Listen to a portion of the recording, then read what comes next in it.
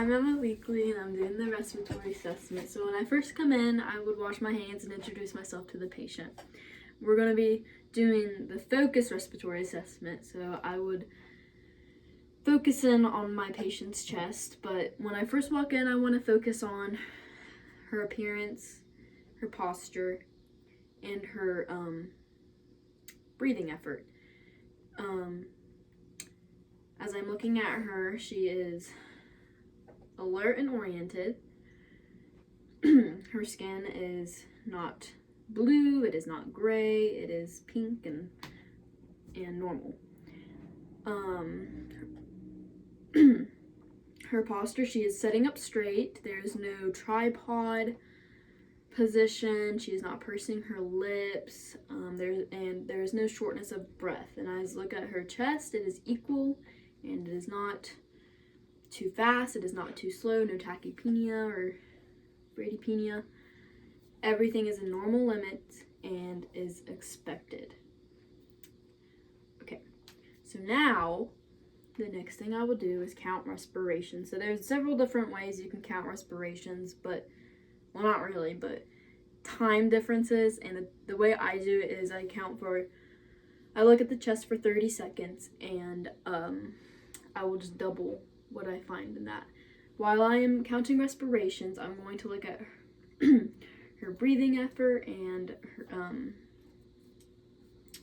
her chest expansion and see if everything is normal. So, okay, so I just want you to just breathe normally.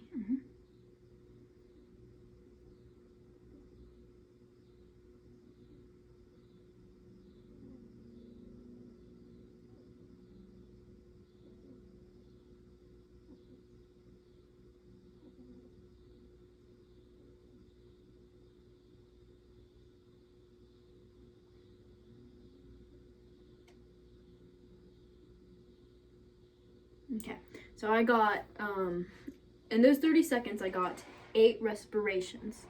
So I will double that, and it will turn out to be 16. Again, I'm going to repeat myself. As I was counting respirations, I was seeing how her chest looked. And everything was even, everything was symmetrical, no chest barreling, or no barrel chest. Everything was good, normal, and expected. Okay, so now the next thing I'm going to do is inspect her collar. I know I kind of went with appearance already, but there's specifics. So her hands, I would check her hands and her nail beds and look for any discoloration. The nail beds is typically the first place that you would want to look at. Next, you can also look at their mouths and see if there's any blue in their earlobes too. See if there's any blue appearing. But here, her nail beds are smooth and pink. There's no clubbing of the nails. It's not blue. Everything is expected, and her earlobes are also the same. Everything is in expected limits. Okay.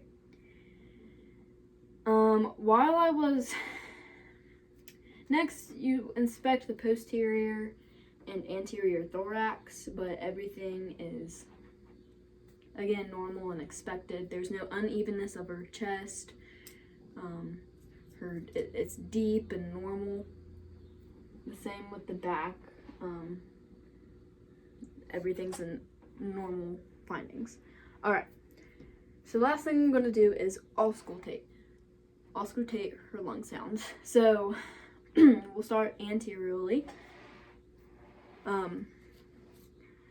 I'll put my stethoscope on, but so typically you're going to want to do it under the patient's gown, not over their clothes. But we're just going to do it over the clothes for here.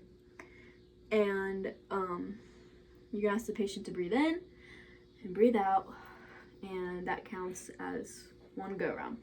And so you're going to start here, and pretty much where you start, breathe in and breathe out. So after that, you're going to go straight across. And then you'll go down.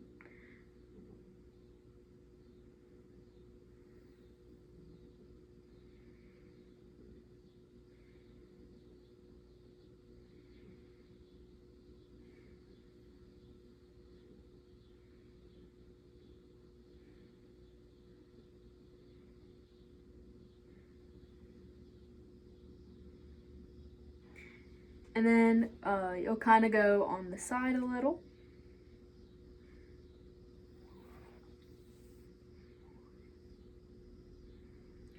And while I was listening, she has vesicular and bronchofascicular breathing. Everything sounded clear and normal. There was no abnormalities when I heard that. Okay, now we're going to go to the lateral auscultation. So on her left side, on the left side of the lungs, there are only 2 lobes. So, oh, you don't gotta stand up. Here, just, yeah. Okay. Let's see, good. Okay. So just lift up your arm. Yeah. Okay.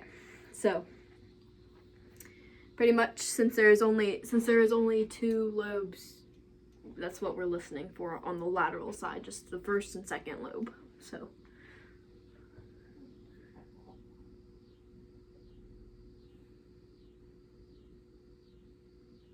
okay. All right. Turn around in your little swirly chair. Yeah. On the right side, there are 3 lobes, so we're going to do it 3. You're going to kind of follow in like a little triangle pattern, which I'll show you. Remember to breathe in and breathe out. Mm-hmm.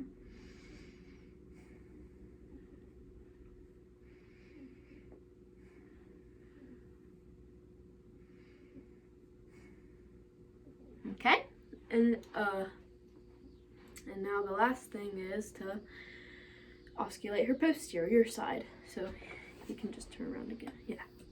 Oh no. Yeah. Okay.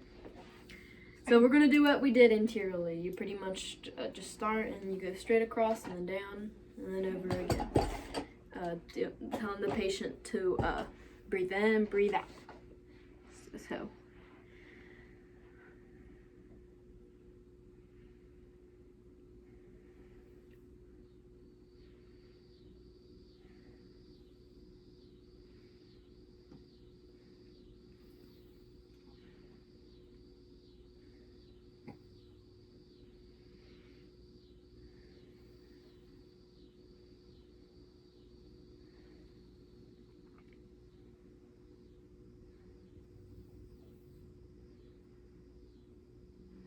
Now you're going to kind of move just outward a little.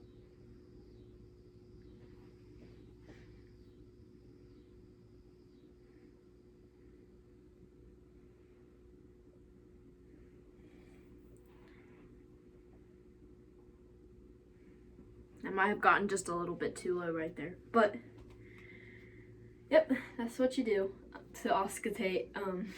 I'll repeat myself again. Everything was clear. She had normal breath sounds, which is or vesicular and bronchofascicular. There's another point that I wanted to make out, but I forget.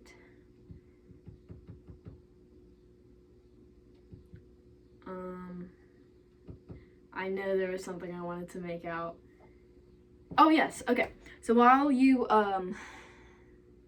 so it is better to listen to auscultate while the patient is setting up, and you can clearly hear her sounds better posteriorly than anteriorly.